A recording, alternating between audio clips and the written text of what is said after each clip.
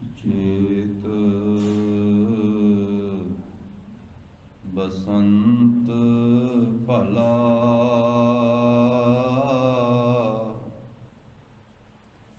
ਭਵਰ ਸੁਹਾਵੜੇ ਬਨ ਫੂਲੇ ਮੰਝ ਬਾਰ ਮੈਂ ਫਿਰ ਘਰ ਬਾਹੁੜੈ ਫਿਰ ਘਰ ਨਹੀਂ ਆਵੈ ਧਨ ਕਿਉ ਸੁਖ ਪਾਵੈ ਬਿਰਹਿ ਬਿਰੋਧ ਤਨ ਸੀਜੈ ਕੋਕਿਲ ਅੰਬ ਸੁਹਾਵੀ ਬੋਲੈ ਕਿਉ ਦੁਖ ਅੰਕ ਸਹੀਜੈ ਭਵਰ ਭਵੰਤਾ ਫੁੱਲੀ ਡਾਲੀ ਕਿਉ ਜੀਵਾ ਮਰ ਮਾਏ ਨਾਨਕ ਚੇਤ ਸਹਿਜ ਸੁਖ ਪਾਵੈ ਜੇ ਹਰ ਵਾਰ ਘਰ ਧਨ ਪਾਏ ਚੇਤ ਗੋਵਿੰਦ ਆਰਾਧੀਐ ਹੋਵੈ ਆਨੰਦ ਘਣਾ ਸੰਤ ਜਨਾ ਮਿਲ ਪਾਈਐ ਰਸਨਾ ਨਾਮ ਭਣਾ ਜਿਨ ਪਾਇਆ ਪ੍ਰਭ ਆਪਣਾ ਆਏ ਤਿਸਹਿ ਗਣਾ ਇਕ ਖਿਨ ਤਿਸ ਬਿਨ ਜੀਵਣਾ ਬਿਰਥਾ ਜਨਮ ਜਣਾ ਜਲ ਥਲ ਮਹੀਅਲ ਪੂਰਿਆ ਰਵਿਆ ਵਿੱਚ ਵਣਾ ਸੋ ਪ੍ਰਭ ਚਿਤ ਨਾ ਆਵਈ ਕਿਤੜਾ ਦੁਖ ਗਣਾ ਜਿਨੀ ਰਾਵਿਆ ਸੋ ਪ੍ਰਭੂ ਤਿਨਾ ਭਾਗ ਮਣਾ ਹਰ ਦਰਸ਼ਨ ਕਉ ਮਨ ਲੋਚਦਾ ਨਾਨਕ ਪਿਆਸ ਮਨਾ ਚੇਤ ਮਿਲਾਏ ਸੋ ਪ੍ਰਭੂ ਤਿਸ ਕੈ ਪਾਏ ਲੱਗਾ ਗਿਆਨ ਧਿਆਨ ਕਿਛ ਕਰਮ ਨ ਜਾਣਾ ਸਾਰ ਨ ਜਾਣਾ ਤੇਰੀ ਸਭ ਤੇ ਵੱਡਾ ਸਤਿਗੁਰ ਨਾਨਕ ਜਿਨ ਕਲ ਰਾਖੀ ਮੇਰੀ ਅੰਮ੍ਰਿਤ ਬਾਣੀ ਹਰ ਹਰ ਤੇਰੀ ਸੁਣ ਸੁਣ ਹੋਵੈ ਪਰਮ ਗਤ ਮੇਰੀ ਜਲਨ 부ਜੀ ਸੀਤਲ ਹੋਏ ਮਨੁਆ ਸਤਿਗੁਰ ਕਾ ਦਰਸ਼ਨ ਪਾਏ ਜੀਓ। ਸਤਨਾਮ ਸ੍ਰੀ ਵਾਹਿਗੁਰੂ ਸਾਹਿਬ ਜੀ। ਸਲੋਕ ਸਦਾ ਲਾਗੀ ਸੰਗ ਪ੍ਰੀਤਮੈ ਇਕ ਦਿਲ ਰਹਿਣ ਨਾ ਜਾਏ ਮਨ ਤਨ ਅੰਤਰ ਰਵ ਰਹੇ ਨਾਨਕ ਸਹਿਜ ਸੁਭਾਏ। ਸਦਾ ਲਾਗੀ ਸੰਗ ਪ੍ਰੀਤਮੈ ਇਕ ਦਿਲ ਰਹਿਣ ਨਾ ਜਾਏ ਮਨ ਤਨ ਅੰਤਰ ਰਵ ਰਹੇ ਨਾਨਕ ਸਹਿਜ ਸੁਭਾਏ। ਕਰ ਗਹਿਲੀਨੀ ਸਾਜਨਹਿ ਜਨਮ ਜਨਮ ਕੇ ਬੀਤ ਚਰਨਹਿ ਦਾਸੀ ਕਰ ਗਈ ਨਾਨਕ ਪ੍ਰਭ ਹਿਤ ਚੀਤ। ਵਾਹਿਗੁਰੂ ਜੀ ਕਾ ਖਾਲਸਾ ਵਾਹਿਗੁਰੂ ਜੀ ਕੀ ਫਤਿਹ। ਜਾਹਰ ਜਹੂਰ ਹਾਜ਼ਰ ਹਜੂਰ ਸਰਬ ਕਲਾ ਭਰਪੂਰ ਧੰਨ ਸ੍ਰੀ ਗੁਰੂ ਗ੍ਰੰਥ ਸਾਹਿਬ ਜੀ ਮਹਾਰਾਜ ਸਤਿਗੁਰਾਂ ਦੀ ਮਹਾਨ ਰਹਿਮਤ ਬਖਸ਼ਿਸ਼ ਦਾ ਸਦਕਾ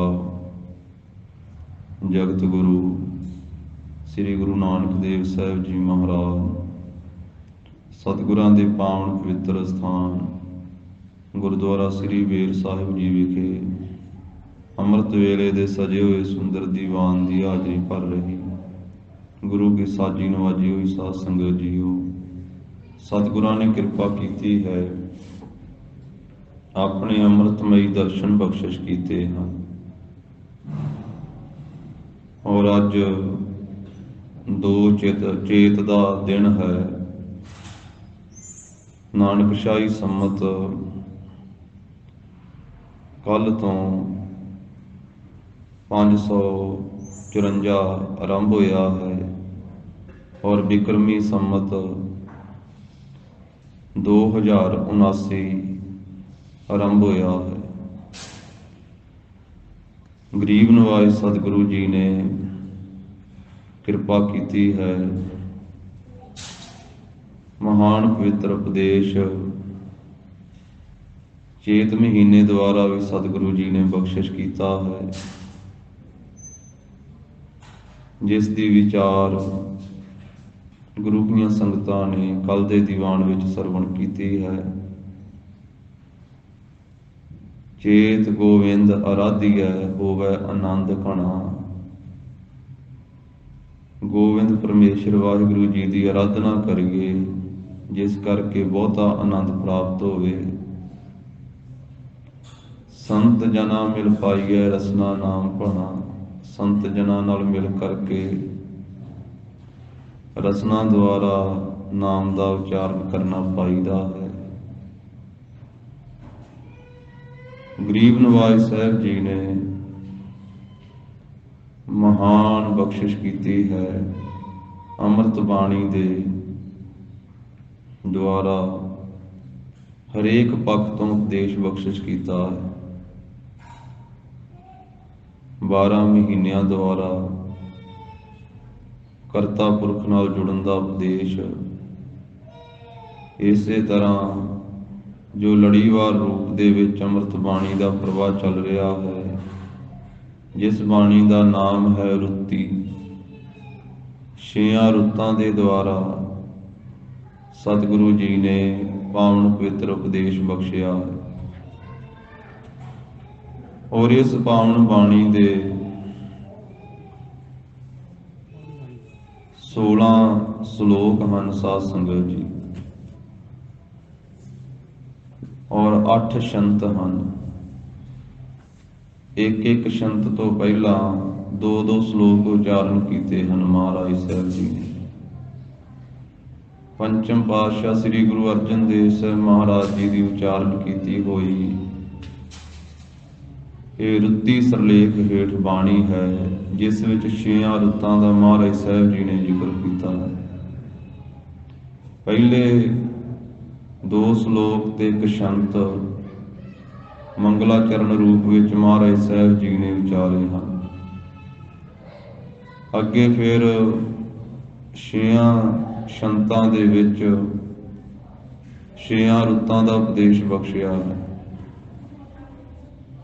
ਇਸੇ ਤਰ੍ਹਾਂ ਅਖੀਰਲਾ ਜੋ ਸ਼ੰਤ ਹੈ ਉਹ ਵੀ ਮਹਾਰਾਜ ਸਾਹਿਬ ਜੀ ਨੇ ਇਹ ਮੰਗਲਾਚਰਨ ਰੂਪ ਵਿੱਚ, ਸਤੋਤਰ ਰੂਪ ਦੇ ਵਿੱਚ, ਖਾਲਸ ਰੂਪ ਦੇ ਵਿੱਚ ਉਚਾਰਿਆ ਹੈ। ਤਾਂ ਇਸ ਤਰੀਕੇ ਨਾਲ ਇਸ ਬਾਣੀ ਦੇ 8 ਸ਼ੰਤ ਹਨ ਤੇ 16 ਸ਼ਲੋਕ ਹਨ, ਜਿਸ ਦੇ ਵਿੱਚੋਂ ਗਰੀਬ ਨਵਾਜ ਸਾਹਿਬ ਜੀ ਦੀ ਕਿਰਪਾ ਦੇ ਨਾਲ ਕੁਝ ਸ਼ਲੋਕਾਂ ਦੀ ਵਿਚਾਰ, ਸ਼ੰਤਾਂ ਦੀ ਵਿਚਾਰ ਪਿੱਛੇ ਹੋ ਚੁੱਕੀ ਹੈ। ਭਾਵ 2 ਰੁੱਤਾਂ ਦੀ ਵਿਚਾਰ ਹੋ ਚੁੱਕੀ ਹੈ। ਇੱਕ ਰੁੱਤ ਦੇ ਵਿੱਚ 2 ਮਹੀਨਿਆਂ ਦਾ ਮਹਾਰਾਜ ਨੇ ਕਥਨ ਕੀਤਾ ਹੈ। ਸਭ ਤੋਂ ਪਹਿਲੀ ਰੁੱਤ ਹੈ ਬਸੰਤ ਦੀ ਰੁੱਤ, ਜਿਹੜੀ ਚੱਲ ਰਹੀ ਹੈ ਬਸੰਤ ਦੀ ਰੁੱਤ। ਤਾਂ ਇਸ ਪਵਿੱਤਰ ਬਾਣੀ ਅੰਦਰ ਮਹਾਰਾਜ ਸਾਹਿਬ ਜੀ ਨੇ ਬਸੰਤ ਰੁੱਤ ਦੁਆਰਾ ਉਪਦੇਸ਼ ਬਖਸ਼ਿਸ਼ ਕਰਦਿਆਂ ਹੋਇਆਂ ਚੇਤ ਤੇ ਵੈਸਾਖ ਇਸ ਦੋਵਾਂ ਮਹੀਨਿਆਂ ਨੂੰ ਮਹਾਰਾਜ ਨੇ ਬਸੰਤ ਦੀ ਰੁੱਤ ਵਿੱਚ ਕਥਨ ਕੀਤਾ। ਫਿਰ ਅੱਗੇ ਗਰੀਖਮ ਰੁੱਤ ਜਿਹੜੀ ਹੈ, ਅੱਤ ਦੀ ਗਰਮੀ ਵਾਲੀ ਰੁੱਤ, ਉਹ ਜੇਠ ਤੇ ਹਾੜ ਮਹੀਨੇ ਦੀ ਰੁੱਤ ਹੈ। ਗਰੀਖਮ ਰੁੱਤ ਅੱਤ ਗਾਖੜੀ, ਜੇਠ ਅਖਾੜੈ ਘਾਮ ਜੀਓ, ਪ੍ਰੇਮ ਵਿਸ਼ੋਹ ਦੁਹਾਗਣੀ, ਦ੍ਰਿਸ਼ਟ ਨਾ ਕਰੀ ਰਾਮ ਜੀਓ। ਤਾਂ ਇਹਨਾਂ ਦੋਹਾਂ ਰੁੱਤਾਂ ਦਾ ਜੋ ਪਿੱਛੇ ਵਿਚਾਰ ਹੋਇਆ ਹੈ, ਤਾਂ ਤੀਸਰੀ ਜੋ ਰੁੱਤ ਹੈ ਸਾਲ ਦੀ, ਮਹਾਰਾਜ ਸਾਹਿਬ ਜੀ ਬਰਸਾਤ ਵਾਲੀ ਰੁੱਤ ਦਾ ਕਥਨ ਕਰਦੇ ਹਨ। ਔਰ ਇਹਦੇ ਤੋਂ ਪਹਿਲਾਂ 2 ਸ਼ਲੋਕਾਂ ਦਾ ਜਿਵੇਂ ਗਰੀਬ ਨਵਾਜ ਸਾਹਿਬ ਜੀ ਉਚਾਰਨ ਕਰਦੇ। ਪੰਚਮ ਪਾਤਸ਼ਾਹ ਧੰਨ ਸ੍ਰੀ ਗੁਰੂ ਅਰਜਨ ਦੇਵ ਸਾਹਿਬ ਜੀ ਮਹਾਰਾਜ ਆਪਣੀ ਪਾਵਨ ਪਵਿੱਤਰ ਰਸਨਾ ਦੁਆਰਾ ਕਲਿਆਣਮਈ ਉਪਦੇਸ਼ ਬਖਸ਼ਿਸ਼ ਕਰ ਰਹੇ ਹਨ। ਸ਼ਰਧਾ ਭਾਵਨਾ ਸਹਿਤ ਸਰਵਣ ਕਰੀਏ ਜੀ। ਸਲੋਕ ਸਰਥਾ ਲਾਗੀ ਸੰਗ ਪ੍ਰੀਤ ਮੈਂ। ਮਹਾਰਾਜ ਕਹਿੰਦੇ ਜਿਨ੍ਹਾਂ ਦੀ ਸ਼ਰਧਾ ਲੱਗੀ ਹੈ ਪਿਆਰੇ ਪ੍ਰਭੂ ਦੇ ਨਾਲ, ਪ੍ਰੀਤਮ ਦੇ ਨਾਲ, ਪ੍ਰੀਤਮ ਉਹ ਪਰਮੇਸ਼ਰ ਵਾਹਿਗੁਰੂ ਜਿਹੜਾ ਬਹੁਤਾ ਹੀ ਪ੍ਰੀਤ ਕਰਨ ਵਾਲਾ ਹੈ, ਬਹੁਤਾ ਹੀ ਪਿਆਰ ਕਰਨ ਵਾਲਾ ਹੈ, ਬਹੁਤਾ ਹੀ ਪਿਆਰਾ ਹੈ। ਉਸ ਪਿਆਰੇ ਪ੍ਰਭੂ ਦੇ ਨਾਲ ਜਿਨ੍ਹਾਂ ਗੁਰਮੁਖਾਂ ਦੀ, ਜਿਨ੍ਹਾਂ ਜੀਵਾਂ ਦੀ ਸ਼ਰਧਾ ਲੱਗੀ ਹੈ, ਇੱਕ ਤਿਲ ਰਹਿਣ ਨਾ ਜਾਏ। ਉਹ ਫਿਰ ਉਸ ਪ੍ਰਭੂ ਨੂੰ ਭੁਲਾ ਕਰਕੇ, ਉਹਦੇ ਤੋਂ ਵਿਛੜ ਕਰਕੇ ਇੱਕ ਤਿਲ ਵੀ ਰਹਿ ਨਹੀਂ ਸਕਦੇ ਹਨ।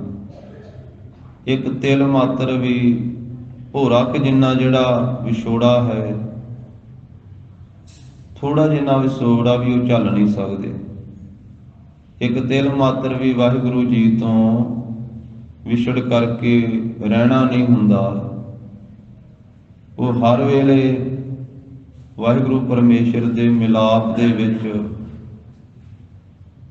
ਵਾਹਿਗੁਰੂ ਪਰਮੇਸ਼ਰ ਦੇ ਸਿਮਰਨ ਦੇ ਵਿੱਚ ਰਹਿੰਦੇ ਹਨ, ਯਾਦ ਵਿੱਚ ਰਹਿੰਦੇ ਹਨ। ਇੱਕ ਤਿਲ ਮਾਤਰ ਵੀ ਜਿਹੜਾ ਵਿਛੋੜਾ ਹੈ, ਉਹਨਾਂ ਨੂੰ ਉਹ ਮੌਤ ਦੇ ਬਰਾਬਰ ਲੱਗਦਾ ਹੈ। ਜਿਵੇਂ ਮਛਲੀ ਪਾਣੀ ਤੋਂ ਵਿਛੜ ਕਰਕੇ ਜਿਉਂਦੀ ਨਹੀਂ ਰਹਿ ਸਕਦੀ ਹੈ, ਇਸੇ ਤਰ੍ਹਾਂ ਪ੍ਰਭੂ ਦੇ ਪਿਆਰੇ ਪ੍ਰਭੂ ਦੇ ਦਰਸ਼ਨਾਂ ਤੋਂ ਬਿਨਾਂ ਜਿਉਂਦੇ ਨਹੀਂ ਰਹਿ ਸਕਦੇ।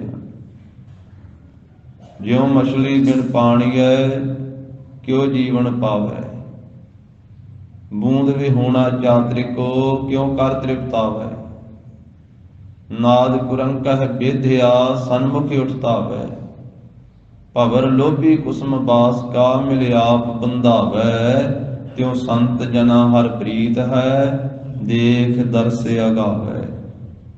ਇਸੇ ਤਰ੍ਹਾਂ ਉਹਨਾਂ ਦੀ ਪ੍ਰੀਤ ਹੈ ਸੰਤ ਜਨਾਂ ਦੀ, ਗੁਰਮੁਖਾਂ ਦੀ, ਉਹ ਪ੍ਰਭੂ ਦਾ ਦਰਸ਼ਨ ਵੇਖ ਕਰਕੇ ਤ੍ਰਿਪਤ ਹੁੰਦੇ ਹਨ। ਇੱਕ ਤਿਲ ਮਾਤਰ ਥੋੜਾ ਜਿੰਨਾ ਸਮਾਂ ਵੀ ਉਹ ਵਾਹਿਗੁਰੂ ਪਰਮੇਸ਼ਰ ਤੋਂ ਬਿਨਾਂ ਨਹੀਂ ਰਹਿ ਸਕਦੇ ਹਨ। ਜਿਵੇਂ ਧੰਨ ਸ੍ਰੀ ਗੁਰੂ ਨਾਨਕ ਦੇਵ ਸਾਹਿਬ ਮਹਾਰਾਜ ਜੀ ਨੇ ਆਪਣੀ ਰਸਨਾ ਤੋਂ ਉਚਾਰਨ ਕੀਤਾ, ਆਖਾਂ ਜੀਵਾਂ ਵਿਸਰੈ ਮਰ ਜਾਓ। ਜੇ ਪ੍ਰਭੂ ਦੇ ਨਾਮ ਦਾ ਉਚਾਰਨ ਕਰਦਾ ਹਾਂ ਤਾਂ ਹੀ ਜਿਉਂਦਾ ਹਾਂ। ਜੇ ਵਾਹਿਗੁਰੂ ਜੀ ਵਿਸਰ ਜਾਂਦੇ ਹਨ ਤਾਂ ਮੌਤ ਹੁੰਦੀ ਹੈ। ਪ੍ਰਭੂ ਦਾ ਭੁੱਲਣਾ ਮੌਤ ਹੈ ਉਹਨਾਂ ਪ੍ਰਭੂ ਪਿਆਰਿਆਂ ਵਾਸਤੇ, ਵਾਹਿਗੁਰੂ ਜੀ ਦੇ ਪਿਆਰਿਆਂ ਦੇ ਵਾਸਤੇ। ਗਰੀਬ ਨਵਾਜ ਸਾਹਿਬ ਕਹਿੰਦੇ ਇੱਕ ਤਿਲ ਰਹਿਣ ਨਾ ਜਾਏ, ਇੱਕ ਤਿਲ ਮਾਤਰ ਵੀ ਥੋੜਾ ਜਿੰਨਾ ਸਮਾਂ ਵੀ ਉਹ ਵਾਹਿਗੁਰੂ ਨੂੰ ਭੁਲਾ ਕਰਕੇ, ਉਹਦੇ ਤੋਂ ਵਿਛੜ ਕਰਕੇ ਰਹਿ ਨਹੀਂ ਸਕਦੇ ਹਨ। ਮਨ ਤਨ ਅੰਤਰ ਰਬ ਰਹੇ, ਕਿਉਂਕਿ ਉਹਨਾਂ ਦੇ ਮਨ ਵਿੱਚ ਵੀ, ਤਨ ਵਿੱਚ ਵੀ ਅੰਤਰ ਮਨ ਤੇ ਤਨ ਦੇ ਅੰਦਰ ਉਹ ਪ੍ਰਭੂ ਦੇ ਪਿਆਰੇ ਰਵ ਰਹੇ ਉਸ ਵਾਹਿਗੁਰੂ ਜੀ ਦਾ ਉਚਾਰਨ ਕਰ ਰਹੇ ਹਨ, ਪ੍ਰਭੂ ਦਾ ਉਚਾਰਨ ਕਰ ਰਹੇ ਹਨ। ਔਰ ਉਹਨਾਂ ਦੀ ਐਸੀ ਅਵਸਥਾ ਹੈ, ਉਹ ਇਸ ਅਵਸਥਾ ਨੂੰ ਮੰਨਦੇ ਹਨ ਕਿ ਪ੍ਰਭੂ ਜੀ ਮਨ ਵਿੱਚ ਵੀ ਵਿਆਪਕ ਹੋ ਰਹੇ ਆ ਤੇ ਤਨ ਵਿੱਚ ਵੀ ਵਿਆਪਕ ਹੋ ਰਹੇ ਹਨ। ਨਾਨਕ ਸਹਿਜ ਸੁਭਾਏ, ਉਹਨਾਂ ਦਾ ਸਹਿਜੇ ਹੀ ਇਹ ਸੁਭਾਅ ਹੀ ਬਣ ਗਿਆ। ਮਨ ਤਨ ਕਰਕੇ ਉਹ ਪਰਮੇਸ਼ਰ ਦੇ ਨਾਮ ਨੂੰ ਰਵ ਰਹੇ, ਉਚਾਰਨ ਕਰ ਰਹੇ ਹਨ, ਜਪ ਰਹੇ ਹਨ। ਤਨ ਕਰਕੇ ਵੀ ਸੰਗਤ ਵਿੱਚ ਔਰ ਰਸਨਾ ਤੋਂ ਪ੍ਰਭੂ ਦਾ ਨਾਮ ਜਪਦੇ ਹਨ। ਤਨ ਕਰਕੇ ਸੰਗਤ ਕਰਦਿਆਂ ਹੋਇਆਂ ਰਸਨਾ ਤੋਂ ਉਚਾਰਨ ਕਰਦੇ, ਮਨ ਕਰਕੇ ਵੀ ਵਾਹਿਗੁਰੂ ਜੀ ਨੂੰ ਜਪਦੇ ਹਨ। ਇਹ ਸਹਿਜ ਸੁਭਾਅ ਹੀ ਉਹਨਾਂ ਦਾ ਬਣ ਗਿਆ। ਸੁਤੇ ਸਿੱਧ ਹੀ ਉਹ ਪ੍ਰਭੂ ਪਰਮੇਸ਼ਰ ਦੇ ਨਾਮ ਦਾ ਉਚਾਰਨ ਕਰਦੇ ਹਨ ਤੇ ਸਹਿਜ ਉਹਨਾਂ ਨੂੰ ਸਹਿਜ ਅਵਸਥਾ ਦੀ ਫਿਰ ਪ੍ਰਾਪਤੀ ਹੋਈ ਹੈ। ਸੁਭਾਏ ਸ੍ਰੇਸ਼ਟ ਭਾਵਨਾ ਉਹਨਾਂ ਨੂੰ ਪ੍ਰਾਪਤ ਹੋਈ ਹੈ। ਸੁਭਾਏ ਉਹਨਾਂ ਦੇ ਹਿਰਦੇ ਵਿੱਚ ਪ੍ਰਕਾਸ਼ ਹੋਇਆ ਹੈ। ਕਰ ਗਹਿਲੀਨੀ ਸਾਜਨ ਹੈ, ਮਹਾਰਾਜ ਕਹਿੰਦੇ ਫਿਰ ਐਸੇ ਗੁਰਮੁਖਾਂ ਦੀ ਬਿਰਤੀ ਰੂਪੀ ਹੱਥ ਨੂੰ ਗਹਿ ਫੜ ਕਰਕੇ ਲੀਨ ਕਰ ਲਿਆ ਉਸ ਸੱਜਣ ਨੇ ਆਪਣੇ ਨਾਲ। ਕਰ ਹੱਥ ਤੋਂ ਗਹਿ ਫੜ ਕੇ ਲੀਨ ਕਰ ਲੈਣਾ ਕੀਤਾ ਹੈ। ਜਨਮ ਜਨਮ ਕੇ ਬੀਤ, ਕਿਸ ਨੇ ਆਪਣੇ ਨਾਲ ਲੀਨ ਕੀਤਾ, ਕਿਸ ਨੇ ਆਪਣੇ ਨਾਲ ਅਭੇਦ ਕੀਤਾ। ਜੋ ਵਾਹਿਗੁਰੂ ਪਰਮੇਸ਼ਰ ਜਨਮਾਂ ਜਨਮਾਂ ਦਾ ਮਿੱਤਰ ਹੈ। ਉਹ ਵਾਹਿਗੁਰੂ ਪਰਮੇਸ਼ਰ ਹੀ ਹਰੇਕ ਜੀਵ ਦਾ ਜਨਮਾਂ ਜਨਮਾਂ ਦਾ ਮਿੱਤਰ ਹੈ। ਲੋਕ ਦਾ ਵੀ ਪਰਲੋਕ ਦਾ ਵੀ, ਕਈਆਂ ਜਨਮਾਂ ਦਾ ਉਹ ਵਾਹਿਗੁਰੂ ਪਰਮੇਸ਼ਰ ਰਾਖਾ ਹੈ, ਮਿੱਤਰ ਪਿਆਰਾ। ਤਾਂ ਉਸ ਜਨਮਾਂ ਜਨਮਾਂ ਦੇ ਮਿੱਤਰ ਨੇ, ਸੱਜਣ ਨੇ ਜਗਿਆਸੂ ਨੂੰ ਆਪਣੇ ਨਾਲ ਲੀਨ ਕਰ ਲਿਆ ਹੈ। ਚਰਨ ਹੈ ਦਾਸੇ ਕਰ ਲਈ, ਮਹਾਰਾਜ ਕਹਿੰਦੇ ਉਹ ਪ੍ਰਮਾਤਮਾ ਪਤੀ ਹੈ, ਇਹ ਜੀਵ ਰੂਪ ਇਸਤਰੀ ਨੂੰ ਆਪਣੇ ਚਰਨਾਂ ਦੀ ਦਾਸੀ ਕਰ ਲੈਣਾ ਕੀਤਾ ਹੈ। ਨਾਨਕ ਪ੍ਰਭ ਹਿਤ ਚੀਤ, ਤੇ ਸਾਡੇ ਚੀਤ ਚਿੱਤ ਦੇ ਵਿੱਚ ਉਸ ਪ੍ਰਭੂ ਦਾ ਹਿੱਤ ਲੱਗਾ ਹੋਇਆ। ਉਹ ਪ੍ਰਭੂ ਪਿਆਰਿਆਂ ਦੇ ਚੀਤ ਚਿੱਤ ਦੇ ਵਿੱਚ ਉਸ ਵਾਹਿਗੁਰੂ ਪਰਮੇਸ਼ਰ ਦਾ ਹਿੱਤ ਪ੍ਰੇਮ ਲੱਗਾ ਹੋਇਆ। ਚੀਤ ਚੇਤੇ ਕਰਦੇ ਹਨ, ਹਿੱਤ ਪ੍ਰੇਮ ਦੇ ਨਾਲ ਹਰ ਵੇਲੇ ਵਾਹਿਗੁਰੂ ਪਰਮੇਸ਼ਰ ਦੇ ਚਿੰਤਨ ਦੇ ਵਿੱਚ ਰਹਿੰਦੇ ਹਨ। ਹਰ ਵੇਲੇ ਵਾਹਿਗੁਰੂ ਪਰਮੇਸ਼ਰ ਦੀ ਯਾਦ ਵਿੱਚ ਜੁੜੇ ਰਹਿੰਦੇ ਹਨ। ਸੰਤ ਵਿੱਚ ਪੰਚਮ ਪਾਤਸ਼ਾਹ ਧੰਨ ਸ੍ਰੀ ਗੁਰੂ ਅਰਜਨ ਦੇਵ ਸਾਹਿਬ ਜੀ ਮਹਾਰਾਜ ਬਖਸ਼ਿਸ਼ ਕਰ ਰਹੇ ਹਨ। ਰੁੱਤ ਬਰਸ ਸੁਹੇਲਿਆ, ਮਹਾਰਾਜ ਕਹਿੰਦੇ ਸਾਲ ਦੀ ਤੀਸਰੀ ਰੁੱਤ ਜਿਹੜੀ ਹੈ ਨਾ, ਰੁੱਤ ਬਰਸ, ਜਿਸ ਵਿੱਚ ਬਰਸਾਤ ਹੁੰਦੀ ਹੈ, ਇਹ ਵਰਖਾ ਦੀ ਰੁੱਤ, ਬਰਸਾਤ ਦੀ ਰੁੱਤ।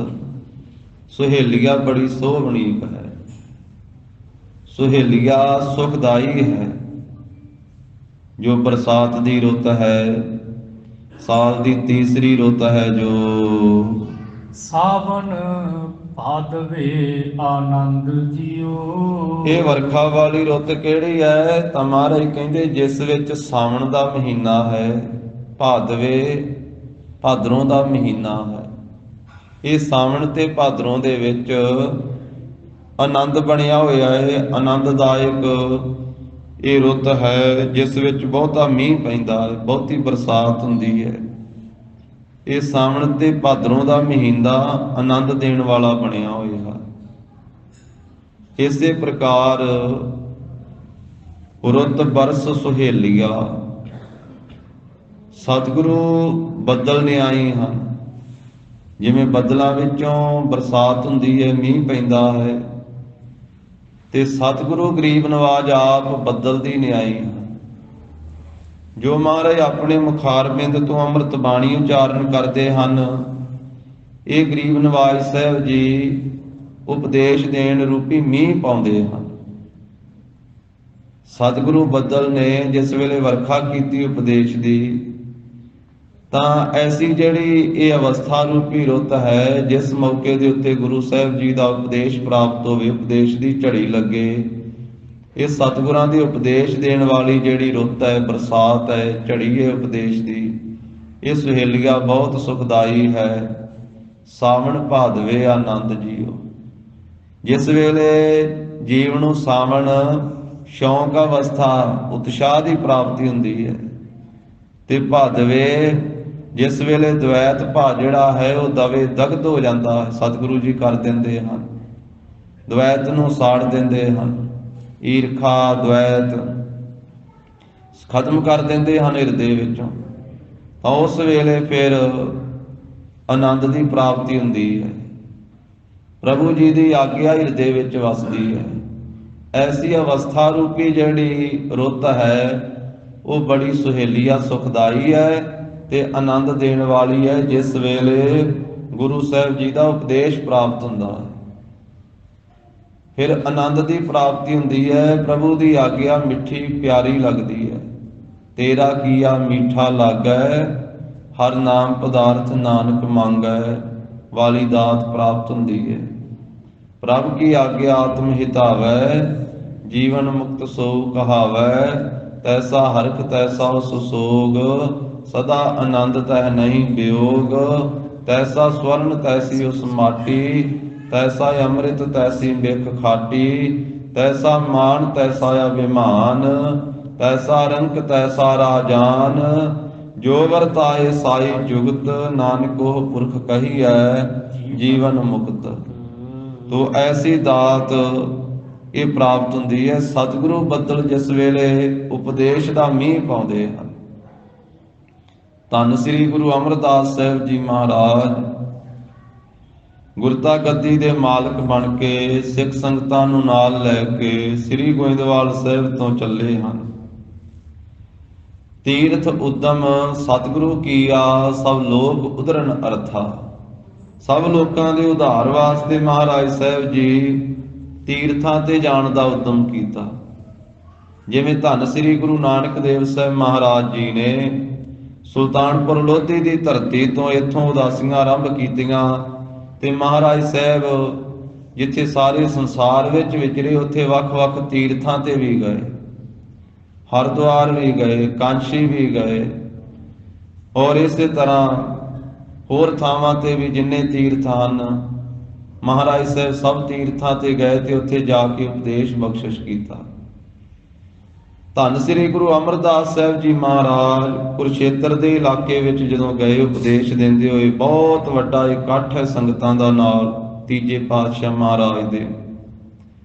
ਪੰਡਤਾਂ ਨੇ ਜਿਸ ਵੇਲੇ ਵੇਖਿਆ ਸ੍ਰੀ ਗੁਰੂ ਅਮਰਦਾਸ ਸਾਹਿਬ ਜੀ ਮਹਾਰਾਜ ਉਪਦੇਸ਼ ਬਖਸ਼ਿਸ਼ ਕਰ ਰਹੇ ਹਨ, ਆਪਣੇ ਪਵਿੱਤਰ ਕੰਠ ਤੋਂ ਅੰਮ੍ਰਿਤ ਬਾਣੀ ਉਚਾਰਨ ਕਰਕੇ ਸਿੱਖਿਆ ਦੇ ਰਹੇ ਹਨ, ਸੰਗਤਾਂ ਦਾ ਵੱਡਾ ਭਾਰੀ ਇਕੱਠ ਹੈ, ਉਹਨਾਂ ਦੇ ਮਨ ਦੇ ਵਿੱਚ ਈਰਖਾ ਪੈਦਾ ਹੋਈ, ਨਫ਼ਰਤ ਪੈਦਾ ਹੋਈ। ਗੁਰੂ ਸਾਹਿਬ ਜੀ ਦੀ ਵਡਿਆਈ ਵੇਖ ਕਰਕੇ ਜਰੀ ਨਹੀਂ ਹੈ, ਅੰਦਰੋਂ ਸੜ ਗਏ ਹਨ। ਜਿਵੇਂ ਸਾਧ ਸੰਗਤ ਜੀ ਵਰਖਾ ਰੁੱਤ ਦੇ ਵਿੱਚ ਬਰਸਾਤ ਹੁੰਦੀ ਹੈ ਤੇ ਸਾਰੀ ਬਨਸਪਤੀ ਉਹ ਹਰੀ ਭਰੀ ਹੁੰਦੀ ਹੈ, ਪਰ ਅੱਕ ਦਾ ਬੂਟਾ ਤੇ ਜਵਾਏ ਦਾ ਬੂਟਾ ਜਿਹੜਾ ਹੈ ਉਹ ਸੁੱਕ ਸੜ ਜਾਂਦਾ ਹੈ ਉਸ ਰੁੱਤ ਦੇ ਵਿੱਚ, ਉਹ ਨਹੀਂ ਹਰਿਆ ਹੁੰਦਾ। ਇਸੇ ਤਰ੍ਹਾਂ ਗੁਰੂ ਸਾਹਿਬ ਜੀ ਉਪਦੇਸ਼ ਦੇ ਕਰਕੇ ਸੰਸਾਰ ਨੂੰ ਕਲਿਆਣ ਦਿੰਦੇ ਹਨ, ਪਰ ਈਰਖਾਲੂ ਲੋਕ ਉਹਨਾਂ ਨੂੰ ਇਹ ਜਿਹੜਾ ਉਪਦੇਸ਼ ਹੈ ਇਹ ਭਾਉਂਦਾ ਨਹੀਂ ਹੈ। ਇਸੇ ਤਰ੍ਹਾਂ ਪੰਡਤਾਂ ਦੇ ਮਨ ਦੇ ਵਿੱਚ ਈਰਖਾ ਪੈਦਾ ਹੋਈ, ਉਹ ਇਕੱਠੇ ਹੋ ਕਰਕੇ ਧੰਨ ਸ੍ਰੀ ਗੁਰੂ ਅਮਰਦਾਸ ਸਾਹਿਬ ਮਹਾਰਾਜ ਜੀ ਦੇ ਨਾਲ ਵਿਚਾਰ ਕਰਨ ਵਾਸਤੇ ਆਏ। ਅੰਦਰ ਈਰਖਾ ਸੀ, ਨਫ਼ਰਤ ਸੀ। ਉਹਨਾਂ ਨੇ ਆ ਕਰਕੇ ਸਵਾਲ ਕੀਤਾ, ਕਹਿਣ ਲੱਗੇ ਸਤਿਗੁਰੂ ਜੀ ਇਹ ਤੁਸੀਂ ਬਾਣੀ ਕਿਉਂ ਉਚਾਰਨ ਕਰਦੇ ਹੋ? ਤੇ ਸਤਿਗੁਰੂ ਨਾਨਕ ਦੇਵ ਸਾਹਿਬ ਮਹਾਰਾਜ ਨੂੰ ਬਾਣੀ ਉਚਾਰਨ ਕਰਨ ਦੀ ਕੀ ਲੋੜ ਪਈ? क्योंकि बाणियां ते पहलों ही संसार विच बहुत सन। वेदां दी बाणी, शास्त्रां दी बाणी, सिमरतियां दी बाणी आदिक बाणियां संसार विच पहलां ही है सी। ते फिर महाराज तुसीं ये नवीं बाणी क्यों उचारण करदे हो? सतगुरु गरीब नवाज साहब जी ने बड़े प्रेम दे नाल उत्तर दिता ब्राह्मणां नूं, पंडितां नूं। कहन लगे, पंडित जी दसो कि धरती हेठा पानी है कि नहीं है? कहन लगे, महाराज सारी धरती हेठा पानी है। ते सतगुरु कहंदे फिर मींह क्यों पैंदा? मींह दी लोड़ है कि नहीं? कहंदे जी मींह दी तां लोड़ हुंदी है भावें धरती हेठा पानी। इसे तरह सतगुरु कहन लगे, भावें बाणियां पहलां भी संसार विच सी, वेदां शास्त्रां सिमरतियां पुराणां दीयां बाणियां, पर सतगुरु नानक देव साहब महाराज जी दी बाणी दी अत्यंत लोड़ सी। इस तरह जिवें धरती हेठां पानी हुंदिया भी मींह दी लोड़ हुंदी है,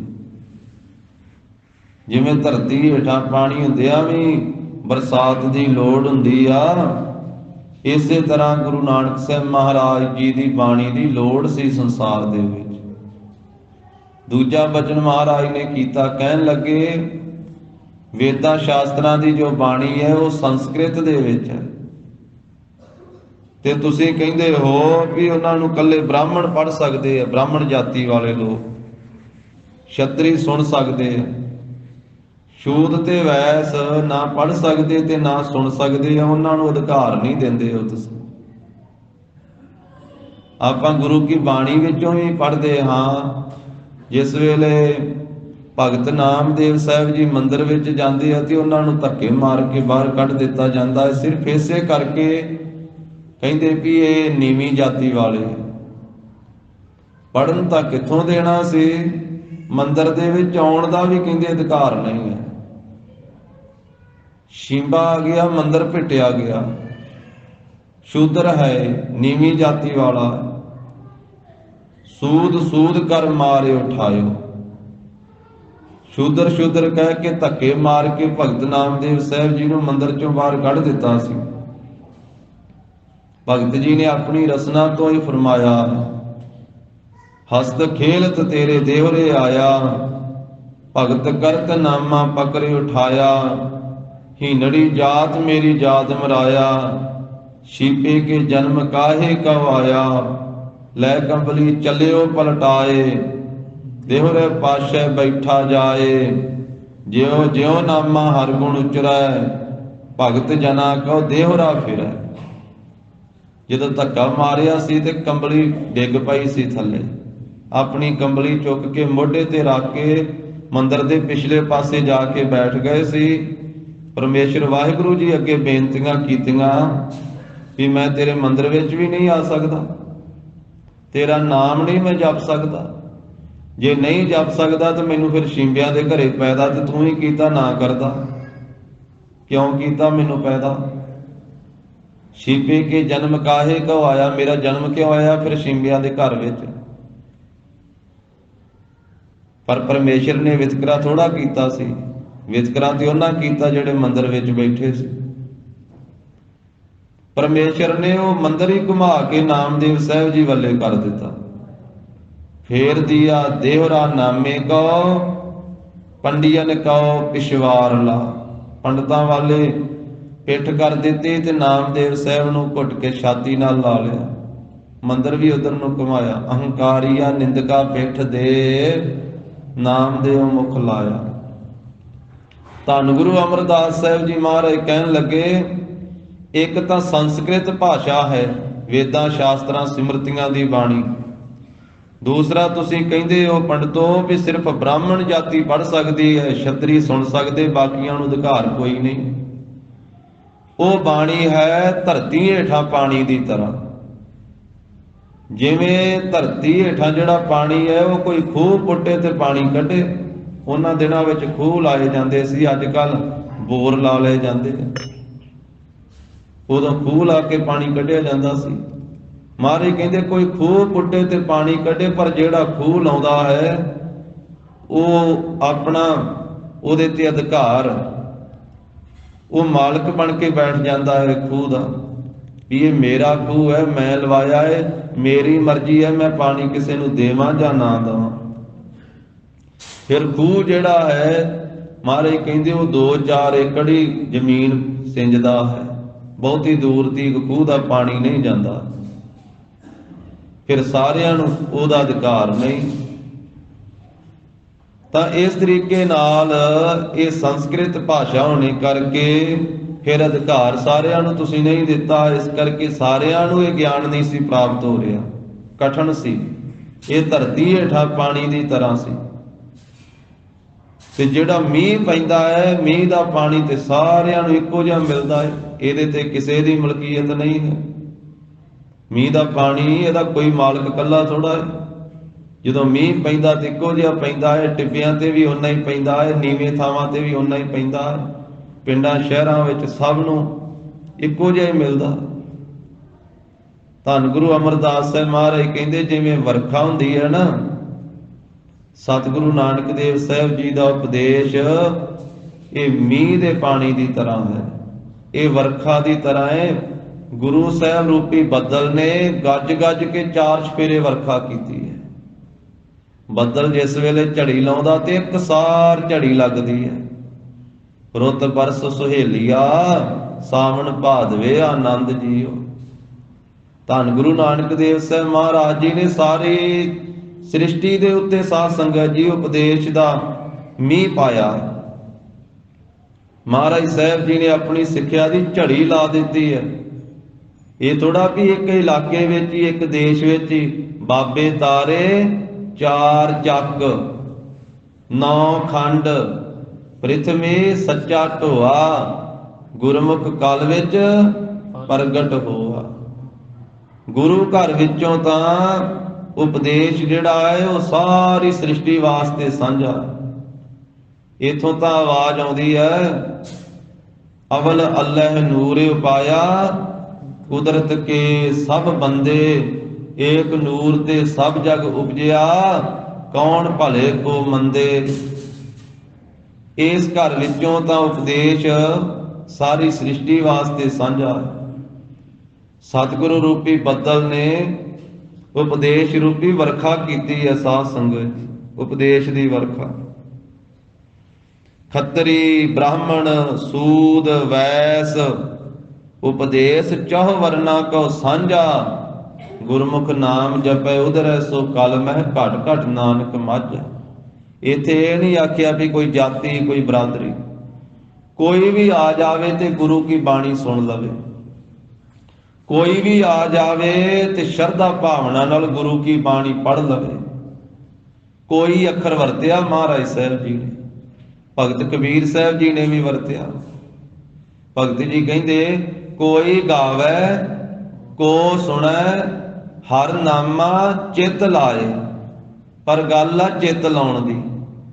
ਕਲਿਆਣ ਉਹਦੀ ਹੋਣੀ ਆ, ਭਲਾ ਉਹਦਾ ਹੋਣਾ ਜਿਨੇ ਨਾਮ ਦੇ ਨਾਲ ਬਾਣੀ ਦੇ ਨਾਲ ਆਪਣਾ ਚਿੱਤ ਜੋੜਿਆ, ਜਿਸ ਦੇ ਅੰਦਰ ਸ਼ਰਧਾ ਲੱਗੀ। ਕੋਈ ਗਾਵੇ ਕੋ ਸੁਣੇ, ਹਰ ਨਾਮਾ ਚਿੱਤ ਲਾਏ, ਕਹੋ ਕਬੀਰ ਸੰਸਾ ਨਹੀਂ, ਅੰਤ ਪਰਮਗਤ ਪਾਏ। ਸੰਸਾ ਕੋਈ ਨਹੀਂ, ਸ਼ੱਕ ਕੋਈ ਨਹੀਂ ਇਹਦੇ ਵਿੱਚ। ਕੋਈ ਹੋਵੇ ਕਿਸੇ ਜਾਤੀ ਬਰਾਦਰੀ ਨਾਲ ਸੰਬੰਧ ਰੱਖਦਾ ਹੋਵੇ, ਕਿਸੇ ਇਲਾਕੇ ਨਾਲ ਸੰਬੰਧ ਰੱਖਦਾ ਹੋਵੇ, ਉਹ ਆ ਕਰਕੇ ਗੁਰੂ ਸਾਹਿਬ ਜੀ ਦੀ ਬਾਣੀ ਭਾਵਨਾ ਦੇ ਨਾਲ ਸੁਣ ਲਵੇ, ਭਾਵਨਾ ਦੇ ਨਾਲ ਪੜ੍ਹ ਲਵੇ, ਨਾਮ ਜਪ ਲਵੇ, ਗੁਰੂ ਕੀ ਸਿੱਖੀ ਧਾਰਨ ਕਰ ਲਵੇ, ਉਹਦੀ ਕਲਿਆਣ ਹੋ ਜਾਵੇ। ਕੋਈ ਗਾਵੇ ਕੋ ਸੁਣੈ, ਕੋਈ ਕਰੈ ਵਿਚਾਰ, ਕੋਈ ਉਪਦੇਸੈ ਕੋ ਦ੍ਰਿੜੈ, ਤਿਸ ਕਾ ਹੋਏ ਉਧਾਰ।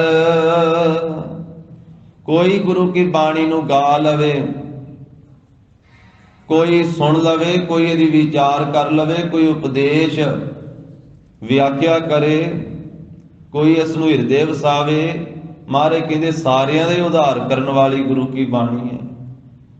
ਐਸੀ ਕਲਿਆਣਮਈ ਸਤਿਗੁਰੂ ਜੀ ਦੀ ਬਾਣੀ ਹੈ, ਐਸਾ ਕਲਿਆਣਮਈ ਸਤਿਗੁਰੂ ਜੀ ਦਾ ਉਪਦੇਸ਼ ਹੈ ਇਹ ਸਤਿਗੁਰੂ ਰੂਪੀ ਬੱਦਲ ਨੇ ਵਰਖਾ ਕੀਤੀ ਹੈ ਸਾਧ ਸੰਗਤ ਜੀ। ਐਸੀ ਇਹ ਸੋਹਣੀ ਬਰਸਾਤ ਦੀ ਰੁੱਤ ਬਣੀ ਹੋਈ ਹੈ। ਮਹਾਰਾਜ ਸਾਹਿਬ ਜੀ ਨੇ ਮੀਂਹ ਪਾਇਆ ਉਪਦੇਸ਼ ਦਾ। ਗਰੀਬ ਨਵਾਜ ਸਾਹਿਬ ਜੀ ਨੇ ਸਾਂਝਾ ਉਪਦੇਸ਼ ਬਖਸ਼ਿਆ ਸਾਰੀ ਸ੍ਰਿਸ਼ਟੀ ਨੂੰ। ਸਾਂਝਾ ਉਪਦੇਸ਼। ਗੁਰੂ ਕੀਆਂ ਸੰਗਤਾਂ ਸ੍ਰੀ ਅਨੰਦਪੁਰ ਸਾਹਿਬ ਨੂੰ ਜਾ ਰਹੀਆਂ ਹਨ ਹੋਲੇ ਮਹੱਲੇ ਤੇ ਹਾਜ਼ਰੀ ਭਰਨ ਵਾਸਤੇ, ਦਰਸ਼ਨ ਕਰਨ ਵਾਸਤੇ। ਔਰ ਵੱਖ-ਵੱਖ ਸਥਾਨਾਂ ਦੇ ਰਸਤੇ ਵਿੱਚ ਵੀ ਜਿਹੜੇ ਇਤਿਹਾਸਕ ਸਥਾਨ ਉਹਨਾਂ ਦੇ ਵੀ ਦਰਸ਼ਨ ਯਾਤਰਾ ਸੰਗਤਾਂ ਕਰਦੀ ਹੋਈ ਜਾ ਰਹੀ ਹੈ। ਜਿਵੇਂ ਇਸ ਸਥਾਨ ਤੇ ਵੀ ਸੰਗਤਾਂ ਸ੍ਰੀ ਬੇਰ ਸਾਹਿਬ ਵੀ ਰਾਤ ਠਹਿਰ ਕੇ ਇੱਥੇ ਨਮਸਕਾਰ ਕਰਕੇ ਅੱਗੇ ਜਾ ਰਹੀਆਂ ਹਨ ਸ੍ਰੀ ਅਨੰਦਪੁਰ ਸਾਹਿਬ। ਔਰ ਗੁਰੂ ਸਾਹਿਬ ਜੀ ਦੇ ਤਾਂ ਨਗਰਾਂ ਦੇ ਨਾਵਾਂ ਦੇ ਉੱਤੋਂ ਵੀ ਸਾਨੂੰ ਉਪਦੇਸ਼ ਮਿਲਦਾ ਸਾਧ ਸੰਗਤ ਜੀ। ਜਿਵੇਂ ਮਹਾਰਾਜ ਸਾਹਿਬ ਜੀ ਨੇ ਨਗਰ ਵਸਾਏ ਆ, ਅਨੰਦਪੁਰ ਸਾਹਿਬ ਸਤਿਗੁਰੂ ਜੀ ਨੇ ਵਸਾਇਆ, ਕੀਰਤਪੁਰ ਸਾਹਿਬ ਮਹਾਰਾਜ ਸਾਹਿਬ ਜੀ ਨੇ ਵਸਾਇਆ, ਗੁਰੂ ਹਰਗੋਬਿੰਦ ਸਾਹਿਬ ਮਹਾਰਾਜ ਜੀ ਦੀ ਆਗਿਆ ਨਾਲ ਬਾਬਾ ਗੁਰਦਿੱਤਾ ਜੀ ਨੇ, ਸਤਿਗੁਰੂ ਤੇਗ ਬਹਾਦਰ ਸਾਹਿਬ ਮਹਾਰਾਜ ਜੀ ਨੇ ਅਨੰਦਪੁਰ ਸਾਹਿਬ ਵਸਾਇਆ। ਮਾਖੋਵਾਲ ਦਾ ਥੇ ਚੱਕ ਨਾਨਕੀ, ਫਿਰ ਅਨੰਦਪੁਰ ਸਾਹਿਬ ਨਾਮ ਰੱਖਿਆ। ਧੰਨ ਸ੍ਰੀ ਗੁਰੂ ਨਾਨਕ ਦੇਵ ਸਾਹਿਬ ਮਹਾਰਾਜ ਜੀ ਨੇ ਕਰਤਾਰਪੁਰ ਸਾਹਿਬ ਵਸਾਇਆ। ਵੇਖੋ ਨਾਵਾਂ ਦੇ ਵੀ ਕੈਸੇ ਅਰਥ ਵਾ। ਨਾਮ ਵੀ ਮਹਾਰਾਜ ਨੇ ਨਗਰਾਂ ਦੇ ਕਿਹੜੇ ਰੱਖੇ। ਕਰਤਾਰਪੁਰ ਸਾਹਿਬ, ਜਗਤ ਗੁਰੂ ਜੀ ਸੁਭਾਵਕ ਹੀ ਰਸਨਾ ਤੋਂ ਬੋਲਿਆ ਕਰਦੇ ਸਤ ਕਰਤਾਰ, ਸਤ ਕਰਤਾਰ। ਇਹ ਕਰਤਾਰ ਹੀ ਸਤ ਵਾ, ਬਾਕੀ ਤੇ ਸਭ ਕੁਝ ਕੂੜ ਹੀ ਆ। ਜਿਵੇਂ ਆਸਾ ਕੀ ਵਾਰ ਚ ਮਹਾਰਾਜ ਕਹਿੰਦੇ ਨਾ, ਕੂੜ ਰਾਜਾ, ਕੂੜ ਪਰਜਾ, ਕੂੜ ਸਭ ਸੰਸਾਰ, ਕੂੜ ਮੰਡਪ, ਕੂੜ ਮਾੜੀ, ਕੂੜ ਬੈਸਣ ਹਾਰ। ਸਾਰੇ ਸ਼ਲੋਕ ਵਿੱਚ ਬਹੁਤ ਖੁਲਾਸਾ ਕੀਤਾ ਮਹਾਰਾਜ ਨੇ। ਤੇ ਅਖੀਰ ਤੇ ਜਾ ਕੇ ਆਖਿਆ, ਨਾਨਕ ਵਖਾਣੈ ਬੇਨਤੀ ਦੁੱਧ ਬਾਝ ਕੂੜੋ ਕੂੜ। ਇਹ ਕਰਤਾਰ ਤੇਰੇ ਤੋਂ ਬਿਨਾ ਕੂੜ ਹੀ ਕੂੜ ਹੈ, ਇੱਕੋ ਕਰਤਾਰ ਹੀ ਸੱਤ ਹੈ। ਜਿਵੇਂ ਮਹਾਰਾਜ ਕਹਿੰਦੇ ਆਦ ਸੱਚ, ਜੁਗਾਦ ਸੱਚ, ਹੈ ਵੀ ਸੱਚ, ਨਾਨਕ ਹੋਸੀ ਵੀ ਸੱਚ। ਫਿਰ ਸਾਧ ਸੰਗਤ ਜੀ ਮਹਾਰਾਜ ਸਾਹਿਬ ਜੀ ਨੇ ਨਗਰ ਵਸਾਇਆ ਹੈ ਸ੍ਰੀ ਅੰਮ੍ਰਿਤਸਰ ਸਾਹਿਬ, ਗੁਰੂ ਕਾ ਵਸਾਇਆ ਹੋਇਆ ਨਗਰ, ਸ੍ਰੀ ਤਰਨਤਾਰਨ ਸਾਹਿਬ। ਫਿਰ ਇਸ ਇਲਾਕੇ ਵਿੱਚ ਪੰਜਵੇਂ ਪਾਤਸ਼ਾਹ ਨੇ ਕਰਤਾਰਪੁਰ ਸਾਹਿਬ ਵਸਾਇਆ, ਇਹ ਦੂਸਰਾ ਕਰਤਾਰਪੁਰ ਸਾਹਿਬ। ਅੰਮ੍ਰਿਤਸਰ, ਅੰਮ੍ਰਿਤ ਦਾ ਸਰੋਵਰ ਆ ਜਿੱਥੇ, ਉਸ ਅੰਮ੍ਰਿਤ ਸਰੋਵਰ ਤੋਂ ਹੀ ਨਗਰ ਦਾ ਨਾਮ ਫਿਰ ਸ੍ਰੀ ਅੰਮ੍ਰਿਤਸਰ ਸਾਹਿਬ ਪਿਆ। ਤੇ ਅੰਮ੍ਰਿਤ ਕਹਿੰਦੇ ਮੌਤ ਤੋਂ ਰਹਿਤ ਕਰਨ ਵਾਲੀ ਸ਼ਕਤੀ। ਅੰਮ੍ਰਿਤ, ਅੰਮ੍ਰਿਤ ਦਾ ਸਰੋਵਰ, ਨਾਮ ਦਾ ਸਰੋਵਰ, ਬਾਣੀ ਦਾ ਸਰੋਵਰ। ਤੇ ਸ੍ਰੀ ਅੰਮ੍ਰਿਤਸਰ ਸਾਹਿਬ ਦੇ ਵਿੱਚ 5 ਸਰੋਵਰ ਸਾਹਿਬ ਆ ਸਾਧ ਸੰਗਤ ਜੀ। ਕਿੱਡੀ ਮਹਾਰਾਜ ਸਾਹਿਬ ਜੀ ਨੇ ਵਰਖਾ ਕੀਤੀ ਹੈ, ਕਿੰਨੀ ਝੜੀ ਲਾਈ ਹੈ ਸਤਿਗੁਰੂ ਜੀ ਨੇ ਬਖਸ਼ਿਸ਼ਾਂ ਦੀ, ਗੁਰੂ ਸਾਹਿਬਾਨ ਨੇ। ਅੰਮ੍ਰਿਤਸਰ ਸਾਹਿਬ ਦੇ ਵਿੱਚ 5 ਸਰੋਵਰ ਸਾਹਿਬ ਮਹਾਰਾਜ ਨੇ ਬਣਾਏ ਸਾਧ ਸੰਗਤ ਜੀ। ਤੇ ਗੁਰੂ ਕਾ ਖਾਲਸਾ, ਗੁਰੂ ਕੀ ਸੰਗਤ ਉਹਨਾਂ 5 ਹੀ ਸਰੋਵਰ ਸਾਹਿਬਾਂ ਦਾ ਇਸ਼ਨਾਨ ਕਰਦੀ ਹੈ। ਸ੍ਰੀ ਸੰਤੋਖਸਰ ਸਾਹਿਬ ਪਹਿਲਾ ਸਰੋਵਰ ਅੰਮ੍ਰਿਤਸਰ ਸਾਹਿਬ ਦਾ। ਫਿਰ ਸ੍ਰੀ ਅੰਮ੍ਰਿਤਸਰ ਸਾਹਿਬ, ਜਿਸ ਪਾਵਨ ਸਰੋਵਰ ਦੇ ਵਿੱਚ ਸ੍ਰੀ ਹਰਮੰਦਰ ਸਾਹਿਬ ਸੱਚਖੰਡ ਦਰਬਾਰ ਸੋਭਾ ਪਾਉਂਦਾ ਹੈ।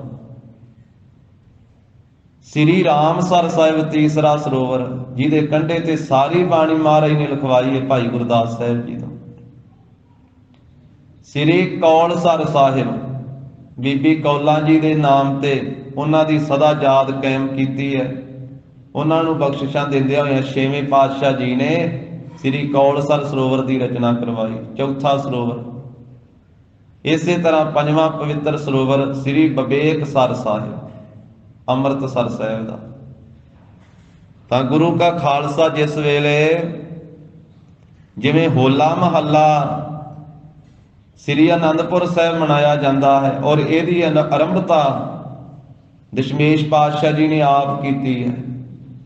ਖਾਲਸੇ ਦੇ 2 ਜਥੇ ਬਣਾ ਕਰਕੇ ਆਪਸ ਵਿੱਚ ਸ਼ਸਤਰਾਂ ਦਾ ਅਭਿਆਸ ਕਰਾਉਣਾ, ਘੋੜ ਦੌੜ ਕਰਾਉਣੀ, ਔਰ ਮਹਾਰਾਜ ਸਾਹਿਬ ਜੀ ਦੇ ਖਾਲਸੇ ਨੇ ਨਿਸ਼ਾਨ ਚਲਾਉਣੇ, ਸ਼ਸਤਰਾਂ ਦਾ ਅਭਿਆਸ ਕਰਨਾ।